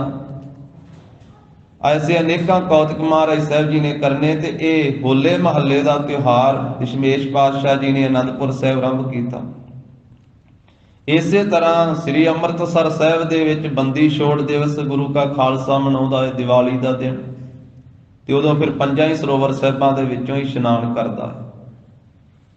ਸ੍ਰੀ ਤਰਨਤਾਰਨ ਸਾਹਿਬ ਜਿੱਥੇ ਗੁਰੂ ਘਰ ਦੇ ਸਰੋਵਰ ਸਾਹਿਬਾਂ ਵਿੱਚੋਂ ਸਭ ਤੋਂ ਵੱਡਾ ਸਰੋਵਰ ਮਹਾਰਾਜ ਸਾਹਿਬ ਜੀ ਨੇ ਲਾਇਆ।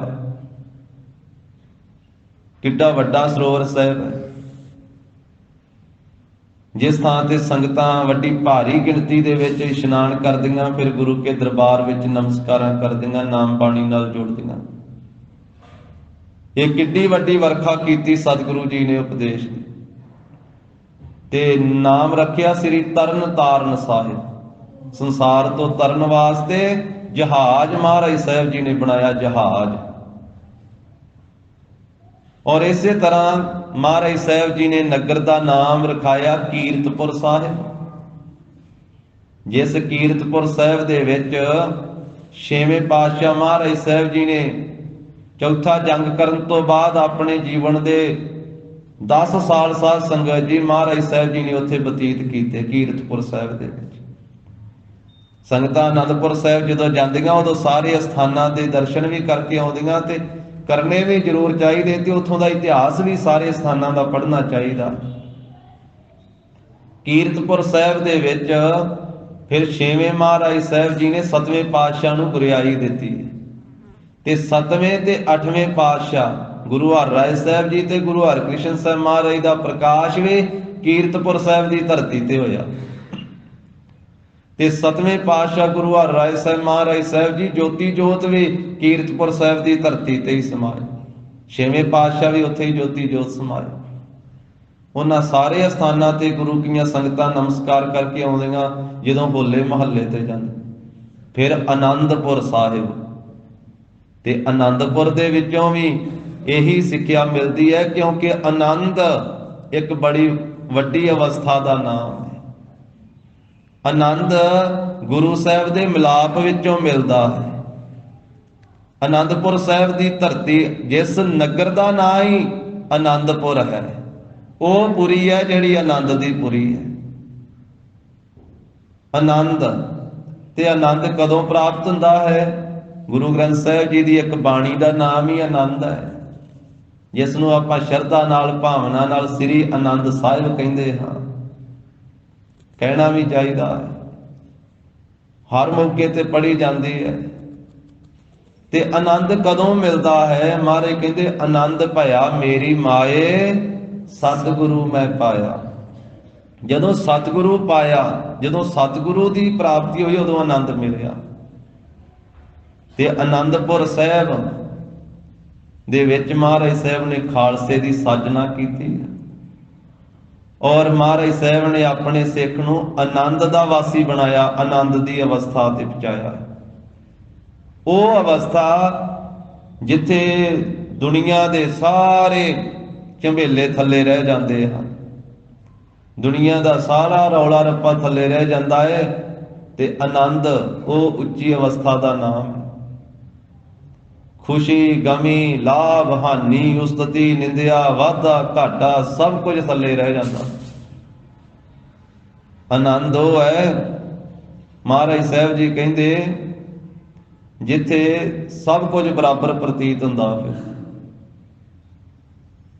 ਵਸਣਾ ਵੀ ਉਜੜਨਾ ਵੀ ਉਹ ਸਭ ਕੁਝ ਬਰਾਬਰ ਵਾਹਿਗੁਰੂ ਦੇ ਭਾਣੇ ਵਿੱਚ। ਪ੍ਰਭ ਕੀ ਆਗਿਆ ਆਤਮ ਹਿਤਾਵੈ ਜੀਵਨ ਮੁਕਤ ਸੋਊ ਕਹਾਵੈ।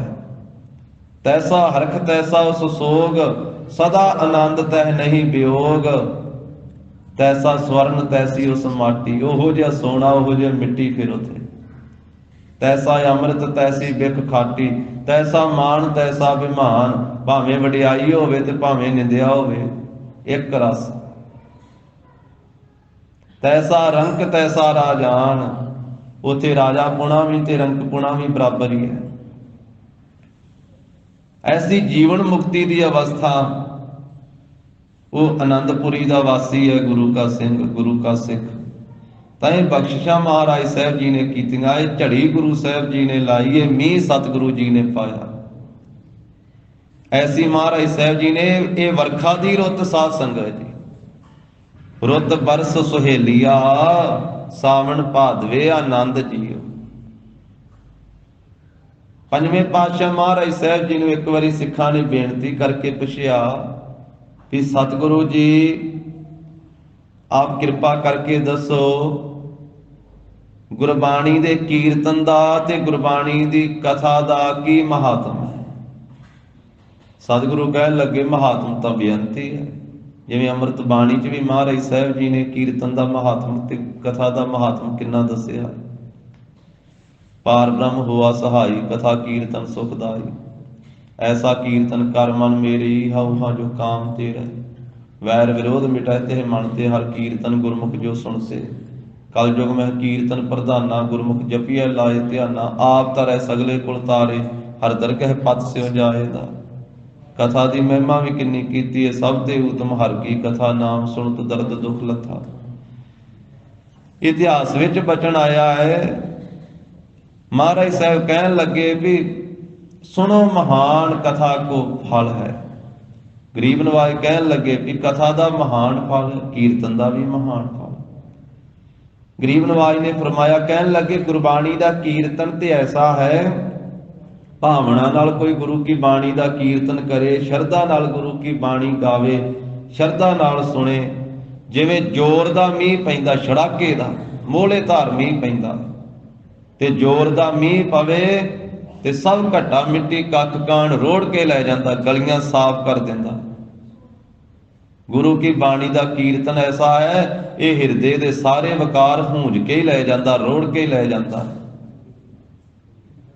ਤੇ ਸਤਿਗੁਰੂ ਕਹਿਣ ਲੱਗੇ ਵੀ ਕਥਾ ਐਸੀ ਹੈ ਜਿਵੇਂ ਨਿੱਕੀ ਨਿੱਕੀ ਕਣੀ ਦਾ ਮੀਂਹ ਪੈਂਦਾ ਏ ਤੇ ਲਗਾਤਾਰ ਪੈਂਦਾ ਤੇ ਫਿਰ ਧਰਤੀ ਦੇ ਵਿੱਚ ਹੀ ਰਚੀ ਜਾਂਦਾ। ਇਹ ਗੁਰੂ ਕੀ ਬਾਣੀ ਦੀ ਕਥਾ, ਇਹ ਐਸੀ ਵਰਖਾ ਹੈ, ਐਸਾ ਮੀਂਹ ਹੈ ਵੀ ਇਹ ਹਿਰਦੇ ਦੇ ਵਿੱਚ ਗੁਰੂ ਦਾ ਉਪਦੇਸ਼ ਵਸ ਜਾਂਦਾ ਹੈ ਤੇ ਜੀਵ ਦੀ ਕਲਿਆਣ ਹੋ ਜਾਂਦੀ ਹੈ। ਤਾਂ ਐਸੀ ਸਾਧ ਸੰਗਤ ਜੀ ਮਹਾਰਾਜ ਸਾਹਿਬ ਜੀ ਨੇ ਬਰਸਾਤ ਦੀ ਰੁੱਤ ਬਖਸ਼ਿਸ਼ ਕੀਤੀ ਹੈ। ਜਿਵੇਂ ਬਾਹਰੀ ਤੌਰ ਤੇ 6 ਰੁੱਤਾਂ ਵਿੱਚੋਂ ਤੀਸਰੀ ਰੁੱਤ ਇਹ ਵਰਖਾ ਦੀ ਰੁੱਤ ਹੈ, ਸੌਣ ਤੇ ਭਾਦਰੋਂ ਵਾਲੀ। ਇਹਦੇ ਵਿੱਚ ਬੜੀ ਖੁਸ਼ੀ ਹੈ, ਆਨੰਦ ਬਣਿਆ ਹੋਇਆ। ਔਰ ਜਿਸ ਵੇਲੇ ਇਹ ਰੁੱਤ ਆਉਂਦੀ ਹੈ, ਮੀਂਹ ਪੈਂਦਾ ਹੈ, ਆਕਾਸ਼ ਵਿੱਚ ਬੱਦਲ ਆਉਂਦੇ ਹਨ, ਮੋਰ ਪਹਿਲਾਂ ਪਾਉਂਦੇ, ਬੱਬੀਏ ਬੋਲਦੇ। ਜਿਵੇਂ ਮੋਰਾਂ ਦਾ ਤੇ ਬੱਬੀਆਂ ਦਾ ਪ੍ਰੇਮ ਹੈ ਨਾ ਮੀਂਹ ਦੇ ਨਾਲ, ਇਸੇ ਤਰ੍ਹਾਂ ਗੁਰੂ ਕੇ ਸਿੱਖਾਂ ਦਾ ਪ੍ਰੇਮ ਹੈ ਗੁਰੂ ਕੇ ਨਾਮ ਦੇ ਨਾਲ, ਗੁਰੂ ਕੀ ਬਾਣੀ ਦੇ ਨਾਲ, ਗੁਰੂ ਕੀ ਸਿੱਖੀ ਦੇ ਨਾਲ। ਚੰਦ ਚਕੋਰ ਪ੍ਰੀਤ ਹੈ ਲਾਏ ਤਾਰ ਨਿਹਾਲੇ, ਚਕਵੀ ਸੂਰਜ ਹੇਤ ਹੈ ਮਿਲ ਹੋਣ ਸੁਖਾਲੇ, ਨੇਹੋ ਕਬਲ ਜਲ ਜਾਣੀਐ ਖਿੜ ਮੋਹੇ ਦਿਖਾਲੇ, ਮੋਰ ਬਬੀਹੇ ਬੋਲਦੇ ਵੇਖ ਬੱਦਲ ਕਾਲੇ, ਨਾਰ ਪਧਾਰ ਪਿਆਰ ਹੈ ਮਾਂ ਪੁੱਤ ਸੰਭਾਲੇ, ਪੀਰ ਮੁਰੀਦਾਂ ਪਿਰਹੜੀ ਉਹ ਨਿਭ ਹੈ ਨਾਲੇ। ਜਿਵੇਂ ਚੰਦ ਨਾਲ ਚਕੋਰ ਦੀ ਪ੍ਰੀਤ ਹੈ, ਜਿਵੇਂ ਚਕਵੀ ਦੀ ਸੂਰਜ ਨਾਲ, ਕਿਉਂਕਿ ਸੂਰਜ ਚੜ੍ਹਨ ਤੇ ਚਕਵੀ ਚਕਵੇ ਦਾ ਮੇਲ ਹੁੰਦਾ, ਜਿਵੇਂ ਕਮਲ ਫੁੱਲ ਦਾ ਪਾਣੀ ਨਾਲ ਪ੍ਰੇਮ ਹੈ, ਜਿਵੇਂ ਕਾਲੇ ਬੱਦਲਾਂ ਨੂੰ ਵੇਖ ਕਰਕੇ ਮੋਰ ਬਬੀਏ ਬੋਲਦੇ ਹਨ, ਉਹਨਾਂ ਦਾ ਪ੍ਰੇਮ ਹੈ, ਜਿਵੇਂ ਪਤੀ ਪਤਨੀ ਦਾ ਪ੍ਰੇਮ ਹੈ, ਨਾਰ ਪਧਾਰ ਪਿਆਰ ਹੈ, ਜਿਵੇਂ ਮਾਂ ਦਾ ਆਪਣੇ ਪੁੱਤ ਨਾਲ ਪ੍ਰੇਮ ਹੈ, ਮਾਂ ਪੁੱਤ ਸੰਭਾਲੇ। ਭਾਈ ਗੁਰਦਾਸ ਸਾਹਿਬ ਜੀ ਨੇ ਆਖਿਆ ਇਸੇ ਤਰ੍ਹਾਂ ਪੀਰ ਮੁਰੀਦਾਂ ਪਿਰਹੜੀ ਉਹ ਨਿਭੈ ਨਾਲੇ।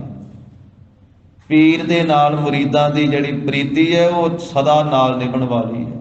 ਗੁਰੂ ਸਾਹਿਬ ਦੇ ਨਾਲ ਗੁਰਸਿੱਖਾਂ ਦੀ ਪ੍ਰੀਤ ਐਸੀ ਹੈ, ਸਵੰਤੀ ਬੂੰਦ ਪ੍ਰਾਪਤ ਕਰਕੇ ਹੀ ਗੁਰਸਿੱਖਾਂ ਦਾ ਚਿੱਤ ਰੂਪੀ ਚਾਤਰਿਕ ਸ਼ਾਂਤ ਹੁੰਦਾ ਹੈ।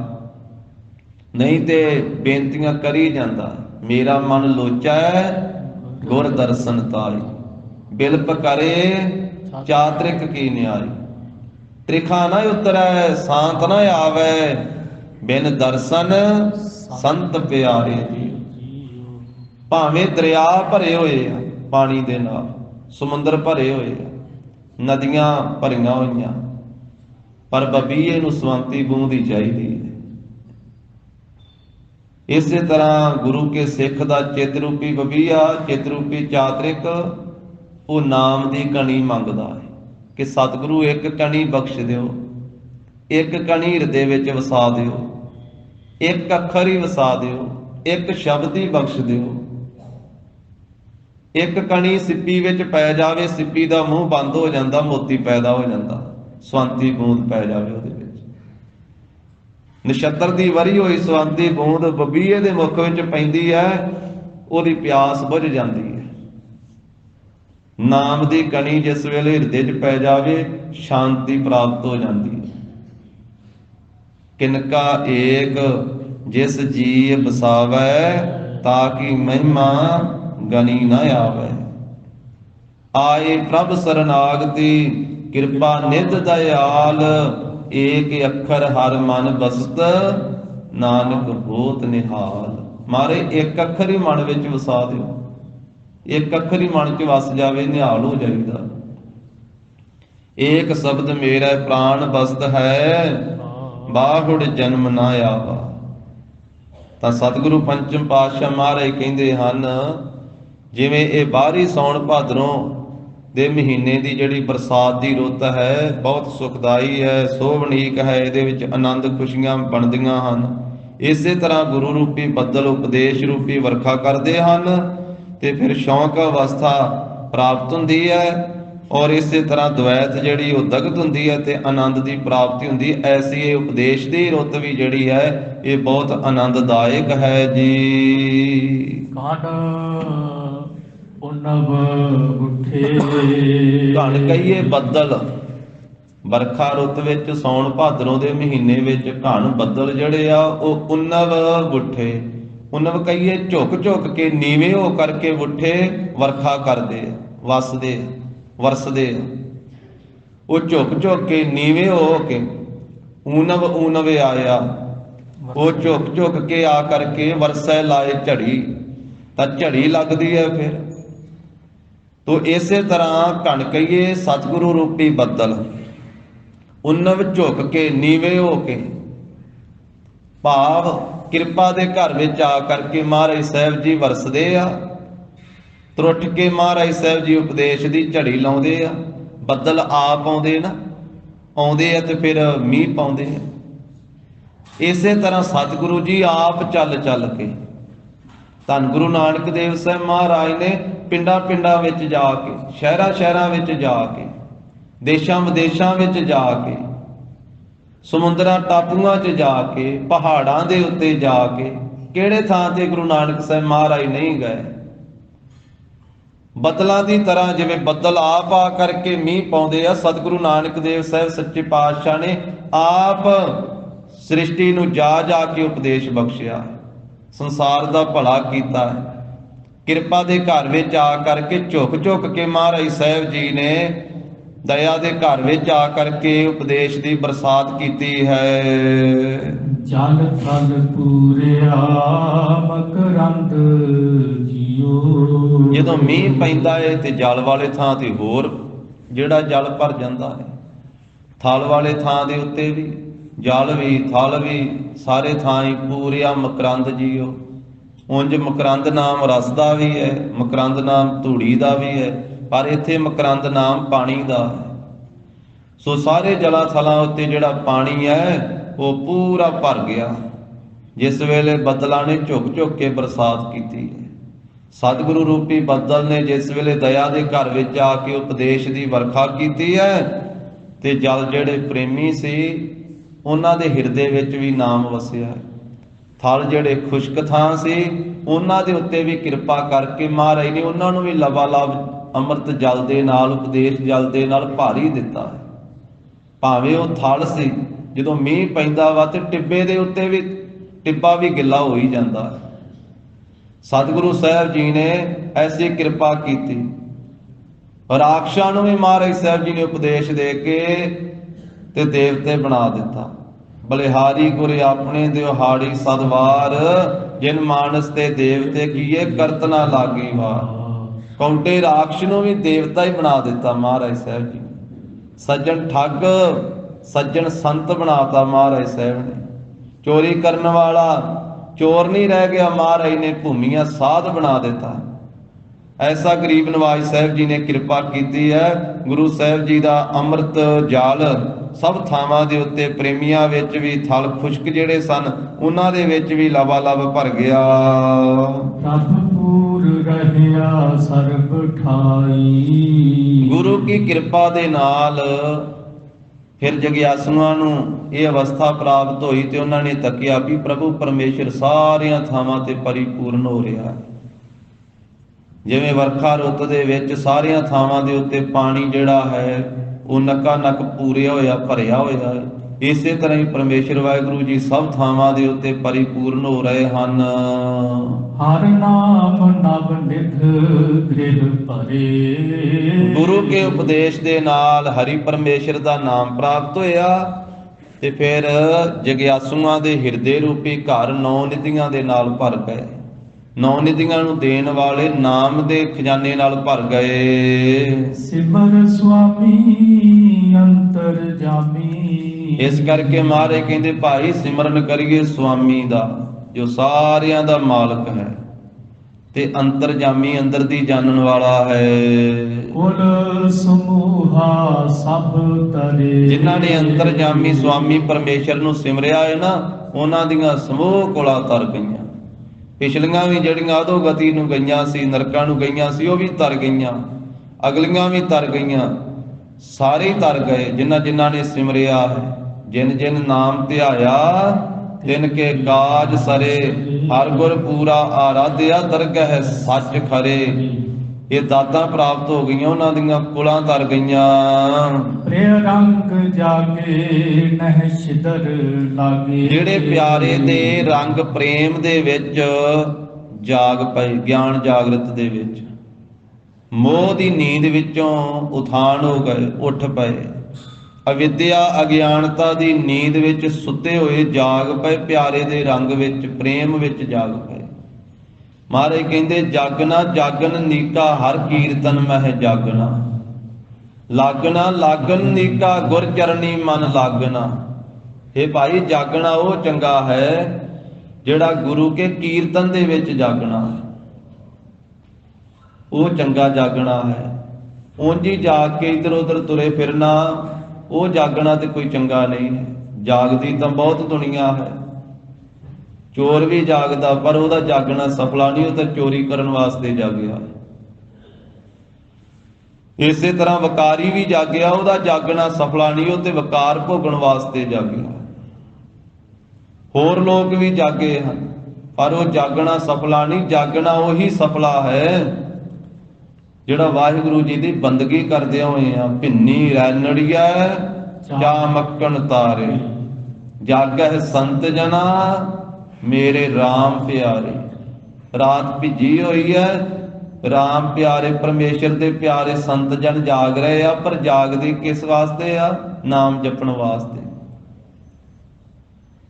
RAM ਪਿਆਰੇ ਸਦਾ ਜਾਗੈ ਨਾਮ ਸਿਮਰਹਿ ਅਣ ਦਿਨੋ। ਦਿਨੇ ਰਾਤ ਪ੍ਰਭੂ ਦੇ ਨਾਮ ਦਾ ਸਿਮਰਨ ਕਰਦੇ ਆ, ਉਹਨਾਂ ਦਾ ਜਾਗਣਾ ਸਫਲਾ। ਇੱਕ ਜਾਗਣਾ ਸਾਧ ਸੰਗਤ ਜੀ ਇਹ ਹੈ ਜਿਹੜਾ ਅਸੀਂ ਸਰੀਰ ਕਰਕੇ ਜਾਗਦੇ ਆ। ਇੱਕ ਮਹਾਰਾਜ ਕਹਿੰਦੇ ਮਨ ਕਰਕੇ ਜਾਗਣਾ ਹੈ। ਮਨ ਵੀ ਸਾਡਾ ਸੁੱਤਾ ਪਿਆ। ਉਂਝ ਤਾਂ ਗਰੀਬ ਨਵਾਜ ਨੇ ਆਖਿਆ ਕਿ ਸਾਰਾ ਕੁਝ ਹੀ ਸੁੱਤਾ ਪਿਆ, ਅੱਖਾਂ ਵੀ ਸੁੱਤੀਆਂ, ਕੰਨ ਵੀ ਸੁੱਤੇ, ਰਸਨਾ ਵੀ ਸੁੱਤੀ, ਮਨ ਵੀ ਸੁੱਤਾ। ਉਂਝ ਬੰਦਾ ਜਾਗਦਾ ਪਰ ਅਗਿਆਨ ਵਿੱਚ ਸੁੱਤਾ ਪਿਆ। ਨੈਨੋ ਨੀਂਦ ਬਹਿ, ਨੈਨੋ ਨੀਂਦ ਬਹਿ। ਸੋ ਨੇਤਰਾਂ ਦੇ ਵਿੱਚ ਵੀ ਨੀਂਦ ਆਈ ਹੋਈ ਹੈ। ਨੈਨੋ ਨੀਂਦ ਪਰ ਦ੍ਰਿਸ਼ਟ ਵਿਕਾਰ।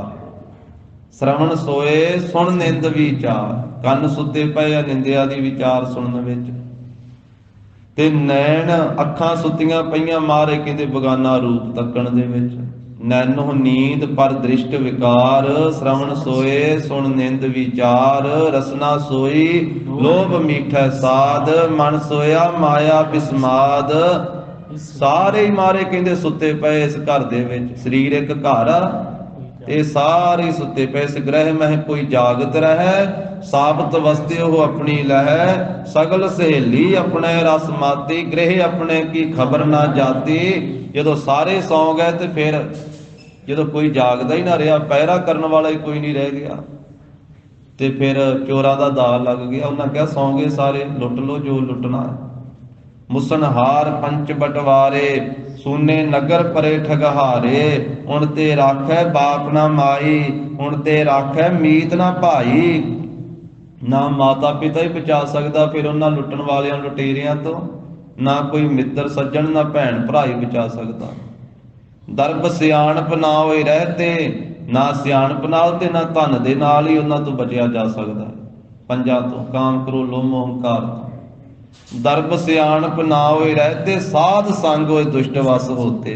ਪਰ ਮਹਾਰਾਜ ਕਹਿੰਦੇ ਇੱਕੋ ਇੱਕ ਥਾਂ ਹੈ ਸਾਧ ਸੰਗਤ, ਗੁਰੂ ਕੀ ਸੰਗਤ। ਸਾਧ ਸੰਗਤ ਕਰਨ ਦੇ ਨਾਲ ਇਹ ਦੁਸ਼ਟ ਵਸ ਵਿੱਚ ਹੁੰਦੇ ਆ, ਕਾਬੂ ਆਉਂਦੇ। ਇਹ ਕਿਸ ਤਰ੍ਹਾਂ ਦੀ ਵੀ ਮਹਾਰਾਜ ਕਹਿੰਦੇ ਨੀਂਦ ਆ। ਪ੍ਰਿਆ ਰੰਗ ਜਾਗੇ, ਜਿਹੜੇ ਪਿਆਰੇ ਦੇ ਰੰਗ ਪ੍ਰੇਮ ਵਿੱਚ ਵਨ, ਉਹ ਜਾਗੇ ਇਸ ਨੀਂਦ ਵਿੱਚੋਂ। ਨਹਿ ਛਿੱਤਰ ਲਾਗੇ, ਉਹਨਾਂ ਨੂੰ ਫਿਰ ਦੋਸ਼ ਛਿੱਤਰ ਕਲੰਕ ਨਹੀਂ ਲੱਗਦੇ ਹਨ। ਕਿਰਪਾਲ ਸਦ ਬਖਸ਼ਿੰਦ ਜੀਓ, ਕਿਉਂਕਿ ਉਹਨਾਂ ਦੇ ਉੱਤੇ ਕਿਰਪਾਲੂ ਨੇ, ਸਦਾ ਬਖਸ਼ਿਸ਼ਾਂ ਕਰਨ ਵਾਲੇ ਨੇ ਕਿਰਪਾ ਕੀਤੀ ਹੈ, ਬਖਸ਼ਿਸ਼ ਕੀਤੀ ਹੈ। ਬਿਨਵੰਤ ਨਾਨਕ ਹਰ ਕੰਤ ਪਾਇਆ। ਉਹਨਾਂ ਗੁਰਮੁਖਾਂ ਨੇ ਪੰਚਮ ਪਾਤਸ਼ਾਹ ਬੇਨਤੀ ਪੂਰਵਕ ਕਥਨ ਕਰਦੇ ਹਨ ਕਿ ਹਰੀ ਕੰਤ ਪਾ ਲਿਆ, ਪਰਮਾਤਮਾ ਪਤੀ ਪ੍ਰਾਪਤ ਕਰ ਲਿਆ। ਸਦਾ ਮਨ ਭਾਵੰਦ ਜੀਉ, ਜੋ ਸਦਾ ਹੀ ਮਨ ਨੂੰ ਭਾਉਂਦਾ ਹੈ, ਮਨ ਨੂੰ ਚੰਗਾ ਲੱਗਦਾ ਹੈ, ਉਹ ਜੀਵ ਰੂਪ ਇਸਤਰੀਆਂ ਨੇ ਹਰੀ ਰੂਪੀ ਪਤੀ ਪ੍ਰਾਪਤ ਕਰ ਲਿਆ। ਇਸ ਕਰਕੇ ਉਹ ਸਦਾ ਵਾਸਤੇ ਸੁਹਾਗਣਾ ਹੋ ਗਈਆਂ, ਸਦਾ ਵਾਸਤੇ ਪ੍ਰਭੂ ਦੇ ਆਨੰਦ ਵਾਲੀਆਂ ਹੋ ਗਈਆਂ। ਸਤਿਗੁਰੂ ਸਾਹਿਬ ਜੀ ਨੇ ਇਹ ਤੀਸਰੀ ਰੁੱਤ ਦਾ ਸਾਧ ਸੰਗਤ ਜੀ, ਬਰਸਾਤ ਦੀ ਰੁੱਤ ਦਾ, ਸਾਵਣ ਭਾਦਰੋਂ ਦਾ ਜ਼ਿਕਰ ਕਰਦਿਆਂ ਆ ਉਪਦੇਸ਼ ਬਖਸ਼ਿਆ ਰੁੱਤੀ ਬਾਣੀ ਦੇ ਅੰਦਰ। 928 ਅੰਗ ਤੇ ਗਰੀਬ ਨਵਾਜ ਸਾਹਿਬ ਜੀ ਨੇ ਕਿਰਪਾ ਕੀਤੀ। ਗੁਰੂ ਸਾਹਿਬ ਜੀ ਕੀ ਬਾਣੀ ਅਗਾਧ ਬੋਧ ਹੈ। ਵਿਚਾਰ ਕਰਦਿਆਂ ਹੋਈਆਂ ਭੁੱਲਾਂ ਚੁੱਕਾਂ ਦੀ ਸਤਿਗੁਰੂ ਜੀ ਗੁਰ ਸੰਗਤ ਜੀ ਖਿਮਾ ਦੇਣੀ। ਦੇਹੋ ਸੱਜਣ ਅਸੀਸ ਅੜੀਆਂ, ਜਿਉ ਹੋਵੇ ਸਾਹਿਬ ਸਿਉ ਮੇਲ। ਜੇ ਰੰਗ ਜਾਗੇ ਨਹਿ ਛਿਦਰ ਲਾਗੇ, ਕਿਰਪਾਲ ਸਦ ਬਖਸ਼ਿੰਦ ਜੀਓ। ਬਿਨਵੰਤ ਨਾਨਕ ਹਰ ਕੰਤ ਪਾਇਆ, ਸਦਾ ਮਨ ਭਾਵੰਦ ਜੀਓ। ਵਾਹਿਗੁਰੂ ਜੀ ਕਾ ਖਾਲਸਾ, ਵਾਹਿਗੁਰੂ ਜੀ ਕੀ ਫਤਿਹ।